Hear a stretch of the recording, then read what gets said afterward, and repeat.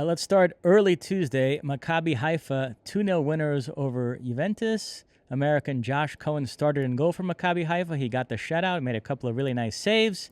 Juve in all sorts of trouble now. Looks like they're going to go out in the group stage. Di Maria limped off with a hamstring injury, so Argentinians are concerned about that for the World Cup. Weston McKennie started, came off at the half.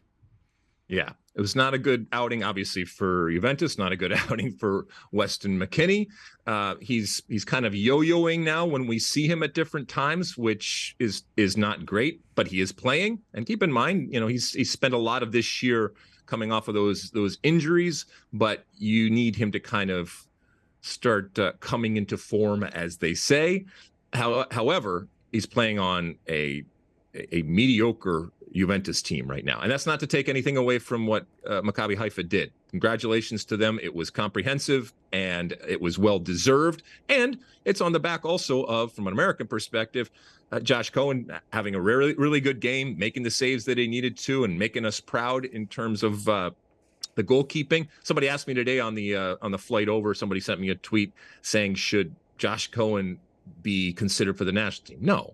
No, it's great and we can celebrate it and it's wonderful, but no, that's not the situation. Who knows? Maybe in the next cycle, because he's a goalkeeper, so his 30-year-old age doesn't really change anything, and that's not necessarily a problem. But no, that ship has sailed relative to the goalkeepers right now. And just because somebody had a wonderful performance in Champions League doesn't automatically mean that he needs to be brought into the national team a couple of weeks before the World Cup.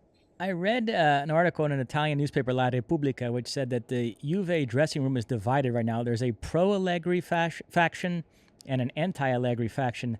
And they said Weston McKennie is one of the leaders of the anti-Allegri faction.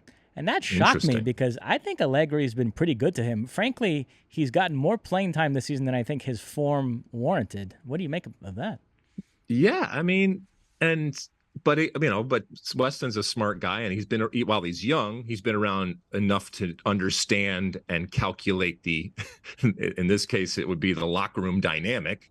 And it's a lot easier to fire a coach than it is to fire players when things aren't going well. And so I think he probably calculates, if this is true, this is all hearsay and this is all rumor, but this is kind of what happens. But if this were to be true, that Weston has feelings one way or the other, I would think that he would look at it and say, they're going to fire their coach because that's what happens. And I will still be here, but be careful what you wish for, because somebody that might come in, as you mentioned, that actually, whether you like him or not, doesn't have the same type of view that Allegri evidently has for Weston. And that might be that Allegri just says, this is the best that I got. And that in and of itself might be a problem. As much as I love Weston and as much as I love American players playing, that in and of itself, for what Juve is positioned to be and purported to be, might be the biggest problem.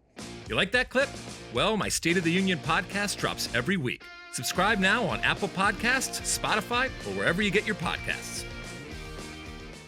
You like that clip? Well, my State of the Union podcast drops twice a week right here on my very own YouTube page. The only way to stay up to date is to hit that subscribe button down below. Size the day, and see you soon.